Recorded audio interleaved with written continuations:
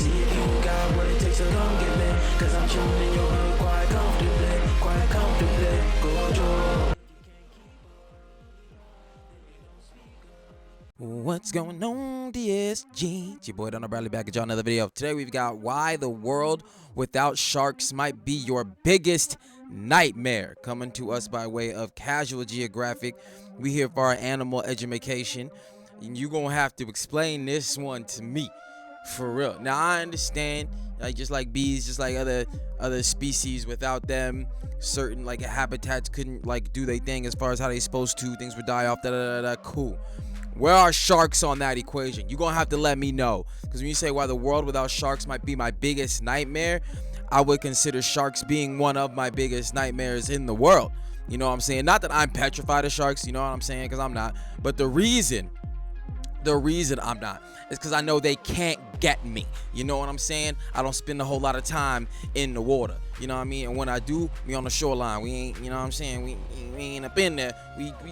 We where we at. So I don't really gotta worry about sharks. So that's why they're not, like, I guess, my biggest nightmare. But a nightmare nonetheless. I find myself stranded at sea and I'm just out there. I'm worried about sharks. That's the main thing I'm worried about. Now, yeah, I understand I can get hit by jellyfish. I can get hit by a few different things in the water. But what I'm afraid of is the shark. That's where my mind's at. You feel me? That's all I'm saying. But we here. Be sure to like, be sure to subscribe, follow me on all that there social media. We need without any further ado. 3, 2, 1, click. Remember when I said I'd show a cactus my uvula before I go out into the ocean? Uvula? Yeah, it was a tough cactus. Mans went in there with him. I went swimming with sharks to see them in person and instead almost saw Steve Irwin. Shout out to the GOAT. That aside, I'm gonna make... Yeah, that boy said instead almost saw Steve Irwin. Shout out to the GOAT, for real though, for real. That boy's son looked just like him. It's like creepy. But yeah, all right. So said, what you mean almost, bro? You went out there. You got to accept the risks of them situations. Let's go.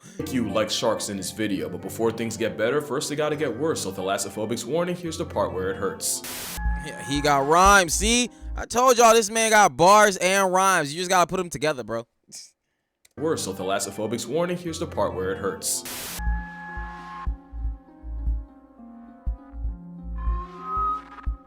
The Hello Kitty is that? Honest question, has there ever been a horror movie about jellyfish? It's not like Poseidon didn't flush a metric ton of source material. You're looking at, unironically, one of the worst sights in nature. A jellyfish bloom. It's a problem for many reasons. One, it's basically a bath bomb from Shaitan, but also cause it's one of the last signs the ocean gives before it hits the point of no return. When a part of Neptune's neighborhood falls apart and can't support the animals in it, the last step usually involves getting gentrified by jellyfish, since the same conditions that are unlivable for most. Getting gentrified by jellyfish? Yo, hold up. Alright. So you saying without shark we just have a jellyfish epidemic? Like, hold on now. Now I ain't never been hit by one of them, but I've seen videos and know that there are different kinds, and ones that can pick you up real hard versus ones that is just gonna hurt a lot. You know what I'm saying? But like, we don't need them problems in the water. Not like that. You know what I'm saying? Any jellyfish that, like I said, I haven't seen one. I think I may have seen one in my life. You know what I'm saying? I ain't trying to go to the beach and see that, let alone go to the beach and feel that, because I didn't see it first. And if you ain't see that first, I don't know what to tell you. But all right, let's go. Last step usually involves getting gentrified by jellyfish. Neptune's neighborhood falls apart and can't support the animals in it. The last step usually involves getting gentrified by jellyfish, since the same conditions that are unlivable for most are usually where Satan's shopping bags thrive. And don't think because you're on land you're safe. Not only have these blooms cause legit power outs, but about half of the oxygen on Earth comes from the same phytoplankton these blooms eat. So why am I talking about jellyfish in a video that was supposed to be about sharks? Well, yeah, if you're scared of one, you should probably thank the other. Sharks are the ocean equalizer, keeping other animals in line from their spot at the top of the food web. Near the top. We're getting to that. Basically, sharks Yo, I seen that video, bruh. I seen it on Twitter. I said, yo, that orca had a problem. I don't know what happened. You know what I'm saying? What did the shark do for real? Orca was like, contact, this is not a game, nigga. It is go time. Straight up. No games with you. Shark was just chilling, minding his business, like not even really swimming for real. Just like, it's a nice day today. You know what I'm saying? Chilling at the top of the water. Don't really feel like going and murdering nothing right now. We just chilling. Orca was like, on timing, nigga, caught you slipping. Line from their spot at the top of the food web. Near the top. We're getting to that. Basically, sharks eat the big fish that would eat the little fish that would eat the jellyfish polyps. The ocean is a Jenga tower, and sharks are the one block that can bring it all down. Now, it's not as simple as I just made it sound, where no sharks automatically means more ocean acne, but you really don't realize how fast the sea would fold without sharks. That is until you realize what their actual day looks like. Sharks aren't just the equalizer, they're the cleanup crew, mostly going around picking off the dead and dying. You won't see them chasing around small fry that probably aren't even worth it. The same way you probably wouldn't drive 45 minutes for a bag of chips. I hope. It's why, if you want to check your ego, swim in a shiver of sharks and watch how hard you get ignored like J-Lo in the Bronx. I was surrounded by Galapagos sharks, and the closest I got to becoming a hashtag was the ocean slamming me against the bars like I owed it something. It was like an MMA cage match with Mother Nature that got way too personal. I wonder why. But yeah, the sharks could not care less about Mother Nature that got way too personal. I wonder I threw a cactus before I why. But yeah, the sharks could not care less about me. They really do treat you like an NPC. I did learn that because sharks can detect electromagnetic fields, if you stick a GoPro deep enough, you can say you booped a shark. Just know, that was the most action I got all day. If more people realized how often they get snubbed by sharks even when they're right under us, you'd realize why you're statistically more likely to get flattened by a vending machine, KO'd by a coconut, or even past tense while putting socks on, than get mugged by a shark. It usually takes bad RNG or a surfer adopting the silhouette of a seal. But why are sharks so scary, actually? I've actually heard that. I think I've heard that on this channel before, that sharks don't really primarily attack people like that unless they think you're something else. If it has identified you as a person, it's probably going to leave you alone unless it feels like threatened by you or something like that. I actually have heard that. Not willing to test the theory because, yeah, no. But it's something that I have heard. All right, let's go. Sounds easy. It's a prehistoric predatory steroid guppy with permateeth, but honestly, I think it's deeper than that. Sharks, snakes, and spiders. These are the arguably 3 most feared animals on Earth, and it's likely because we're hardwired to be afraid of them. Snakes are legless, cold-blooded reptiles that even monkeys will throw stones at. On the other end, spiders have too many eyes, too many legs, and show up too many times in people's business to ever get good graces. Meanwhile, sharks might fuck you.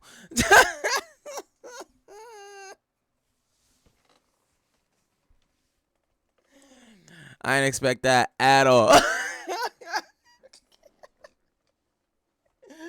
I just got my whole video demonetized for that one. God damn. All right, bro, I'm looking at that spider like, yo, that's a big ass spider. What you mean? Like, damn. You gonna put a bowl on that? Yo, I wasn't ready. All right, let's go. Caught me slipping. Too many legs and show up too many times in people's business to ever get good graces. Meanwhile, sharks might just represent the fear of the unknown. The ocean is an endless, uncaring void that could wipe you out in seconds with nothing you could do about it. And projection's a hell of a drug since that unsettling fear often gets put on the apex predators of that void. But that's a problem right there. You hear sharks and instantly think of another Jaws movie. So maybe you should see the sharks that don't make the big screen. This is a zebra shark. It's a cinnamon roll of a fish that is somehow less of a threat than the trauma donkey it's named after. The zebra shark is the beginning of sharks getting the sea dog allegations, and arguably the most dangerous thing about them. Zebra is a trauma donkey? Why? Is their front face. If nature wanted me to take the thresher shark seriously, they shouldn't have given them such an unserious pair of eyes. It does not matter what the situation is, threshers will always— That looks like a straight up crossbreed between fish and shark, for real. Like, I could potentially confuse that as a fish if I just saw the head of it.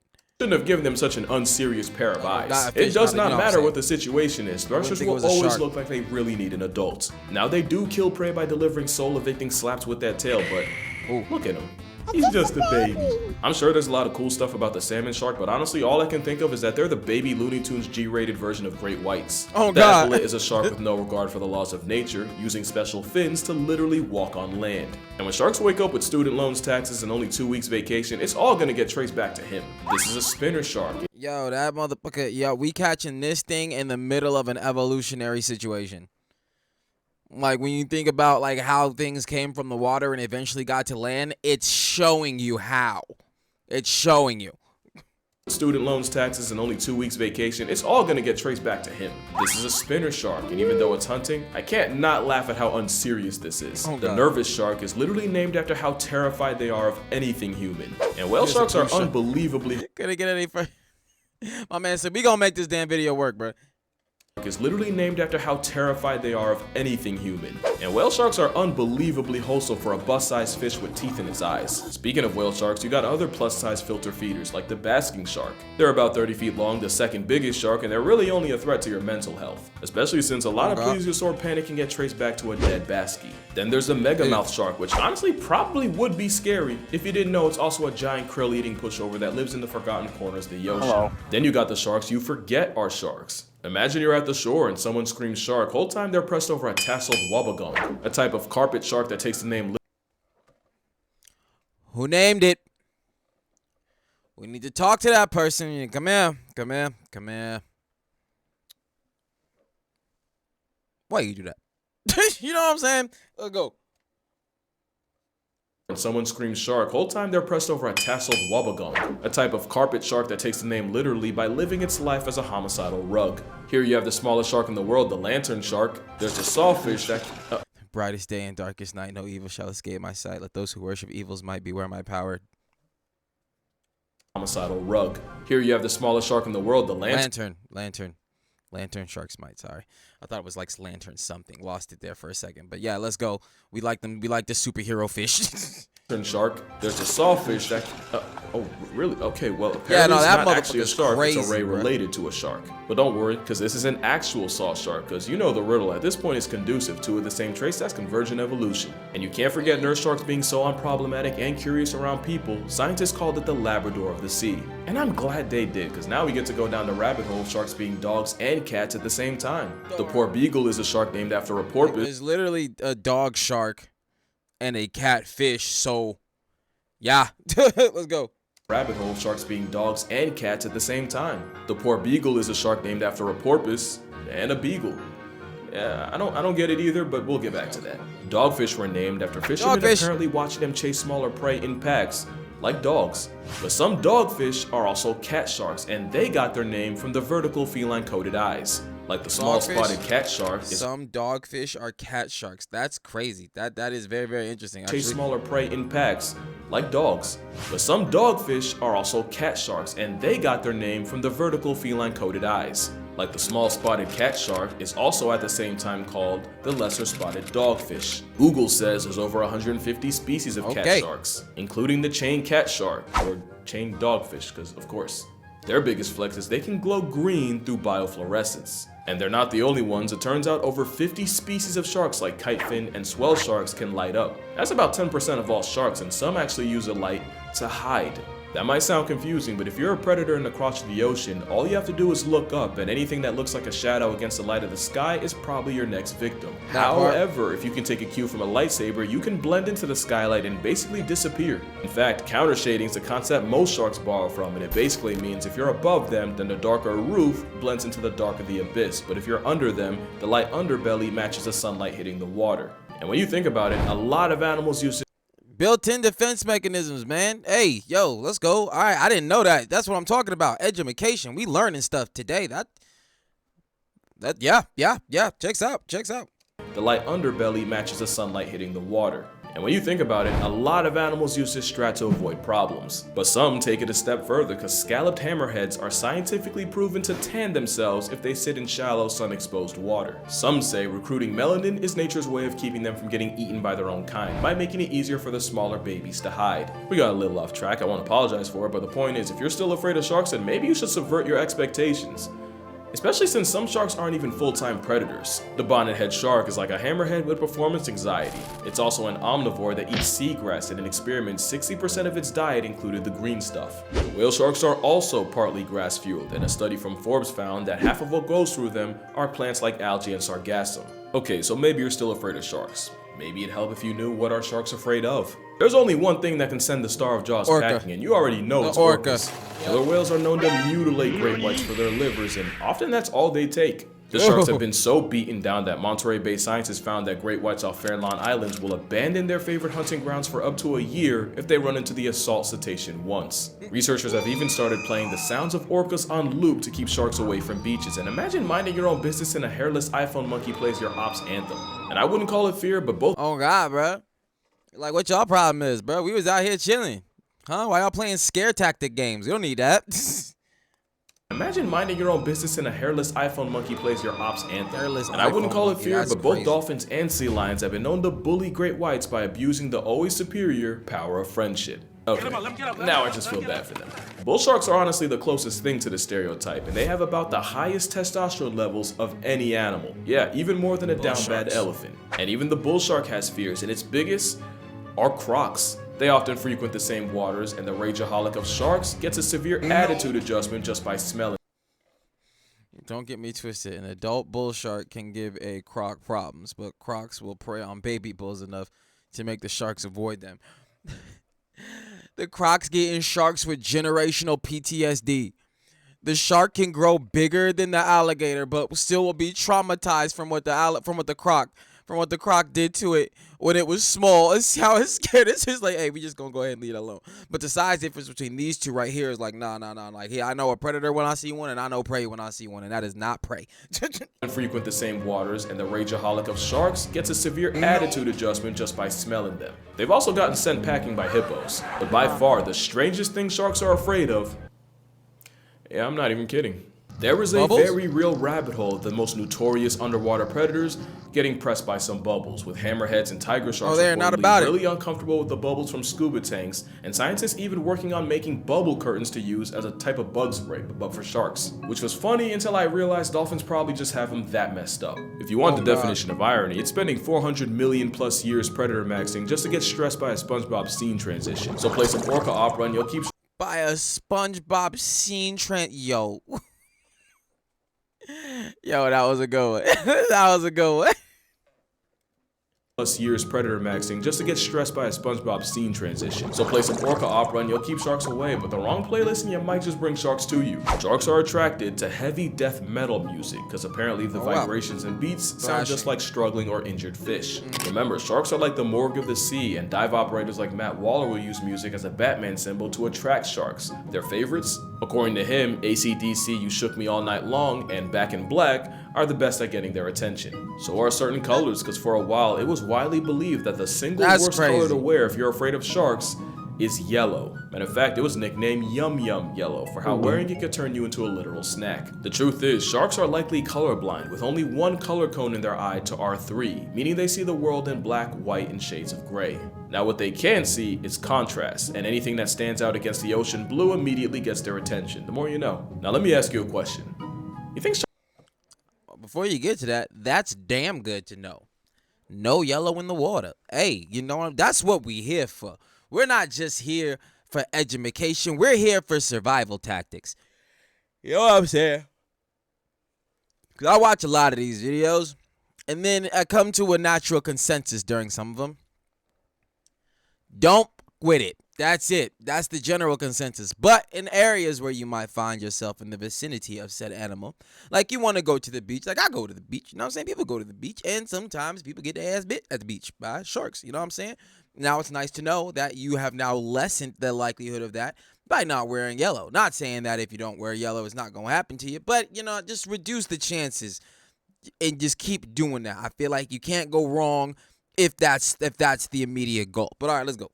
Sharks get silly. Like you think in 400 million years of being alive, they figured out how to have fun? Well, remember the poor beagle? Scientists peeped that the shark named after a dog will roll around in kelp, tossing around like a football, and even take turns chasing each other. Gray reef sharks sink if they don't swim, so they'll often swim against current updrafts in order to surf and basically take a break from the whole just keep swimming thing. But what's crazy is they have a conveyor belt system where once one shark reaches the end of the line, it'll let the current carry it back to where it started. You could say it's just them saving energy, but is that not the same energy as this? Sharks have been fighting stereotypes like a boxing match for water slide. Beneath water slide. For years, and the closest thing to an uppercut they got is the fact that sharks have friends. In 2023, researchers found that That's in two another great universe. whites, Simon and Jekyll, had traveled more than 4,000 miles together after being first tagged off the coast of Georgia in 2022, eventually ending up in the Gulf of St. Lawrence just off New Brunswick, Canada. It shows you how little we know about them, because a couple years ago, nobody would believe the final boss of sharks was down for a travel buddy. Shark scientist Yannis Papastamachiou linked up with researchers from the University of Hawaii. We're gonna give him a little round of applause for that one. You pronounced that one. Because I swear to God, if I had made this video, that man's name would have been Giannis. Giannis P. Telling him. All right.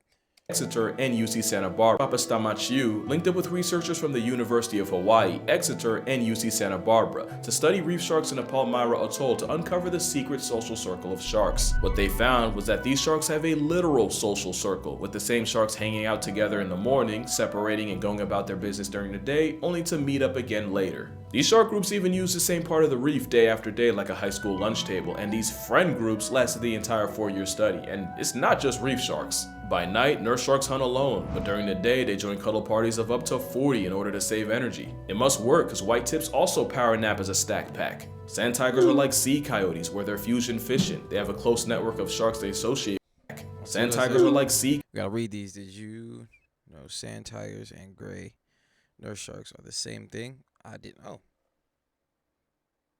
All right. The more you know. Energy. It must work, because white tips also power nap as a stack pack. Sand tigers are like sea coyotes, where they're fusion fishing. They have a close network of sharks they associate with, and even Fusion fishing. They can exist in groups, alone, or in pairs. Where is the most okay, all right. I mean, they can run it solo or they can pack up. Okay. Are like sea coyotes, where they're fusion fishing. They have a close network of sharks they associate with, and even sharks they'll meet up with multiple times a year. No new Scientists friends. now No believe new that if a shark friends. has their version of a best friend, it's usually someone that's roughly the same size, the same sex, and about the same age, which would explain Simon and Jekyll. But now the real question is, can sharks form bonds with people? And the answer, like everything else, is complicated. Lemon sharks are not only famous for having favorite divers, but for getting jealous and overprotective when they see that diver around others. If a nurse shark is a Labrador, the lemon shark's a golden retriever with gills. Here's my thing now, sharks will form partnerships with other fish like remoras and pilot fish where they'll pick parasites off the shark, so this could just be a lemon guppy treating a person like any other cleaning service. Funny thing about pilot fish, sailors who saw them would swear they and sharks would act like close friends, and there's even stories of pilot fish chasing ships for weeks after they caught one of their sharks, apparently seeming distressed and anxious without him. And you probably wouldn't believe that if something like that didn't That is interesting, because you know they swimming like right in front of it. Like if it was hungry enough, you just snap a real quick meal. So that is naturally an actually interesting thing to see some of the interactions and different bonds that can happen between animals that you would consider predator and prey. You know what I'm saying? Like how in an earlier video they was talking about the mother lion whose cubs were lost, so she tried to keep stealing deer orphans. You know what I'm saying? Well, just taking deer children, period, and things like that. So it's even though this ain't like that, but just like I said, it's a bond between prey and predator, whether it's friendship, parental, whatever. It's just interesting to see. Stories of pilot fish chasing ships for weeks after they caught one of their sharks, apparently seeming distressed and anxious without him. And you probably wouldn't believe that if something like that didn't happen with a person. In 2001, shark conservationist Jim Abernathy removed a hook from the mouth of a tiger shark named Emma. 20 years and several more hooks later, and Jim and Emma might as well be a married couple, with Emma still recognizing and rushing up to Jim even after up to a year apart. And we're not talking about nurse or lemon sharks, that's a 14-foot garbage disposal with the personality of a lapdog. We don't know for sure if sharks can feel affection like one, but it honestly wouldn't be a surprise, since sharks are intelligent enough to be trained like dogs. Eugenie Clark was an ichthyologist nicknamed Shark Lady, who taught lemon sharks how to push a target and ring a bell for food, and they even learned how to tell apart different shapes and colors. Some aquariums in the UK train sharks to roll over and respond to signals and commands the same way Pavlov conditioned dogs. And gray bamboo sharks also figured out how to tell apart different shapes, even when researchers tried tripping them up with optical illusions. And even after 50 weeks, they still remembered their training. But really shouldn't be a surprise. Sharks were around back when Saturn was bumping Beyonce and praying on a ring. Sharks are no dummies. You gotta respect that. They might be the biggest flex nature ever made. Sharks can literally track your heartbeat through electroreception. They have a built-in GPS. They have replaceable fluoride-coated teeth that can't get cavities. Some, like the Greenland shark, can live for a legit Lucky. hundreds of years. You can find can't get cavities. Some like the Greenland shark can live for a legit hundreds of years. You can find sharks at the very hundreds with plural, as in I'm up past 2. That's crazy.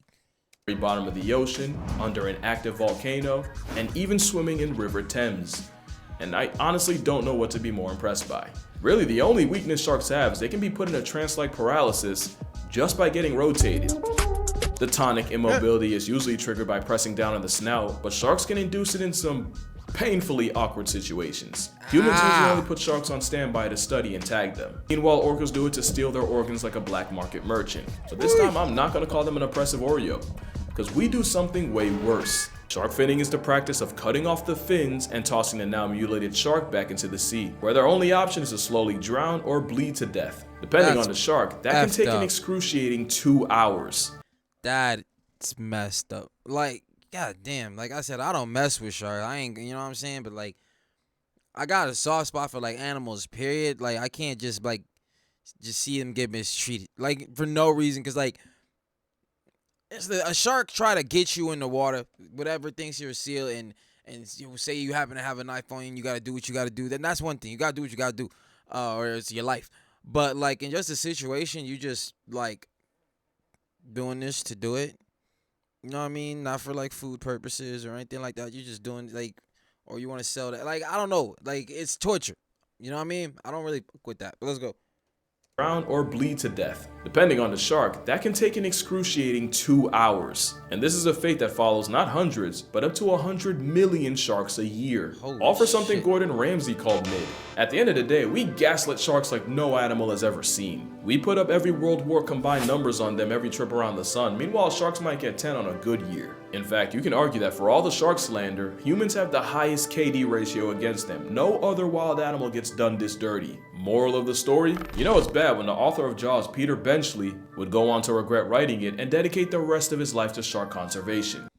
Yeah, I heard about that as well. I think actually on this channel I had heard about something like that. You know what I'm saying? For, I guess, making the world think one way about sharks that it shouldn't. But yeah, that's gonna do it for this video. I hope you had as much fun as I did. If you'd like to support me on Patreon, I'm gonna be posting the full GoPro footage of me swimming with sharks. Nothing too crazy. But other than that, make sure you drink water, hug your mother, RIP Peter Benchley, RIP Eugenie, and yeah, I'm gonna see y'all in the next one. I seen this video.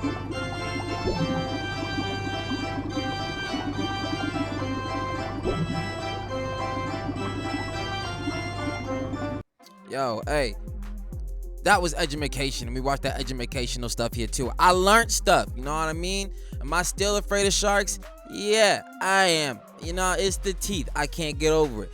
But it's better to fear with understanding, so that way you can fear respectfully versus fearing ignorantly. You know what I mean? Fear is fear. It is what it is. I'm not gonna stand next to one. I'm not gonna swim next to one. Y'all want to put me in a cage and like, oh yeah, I have them studio. I'll be like, you know what?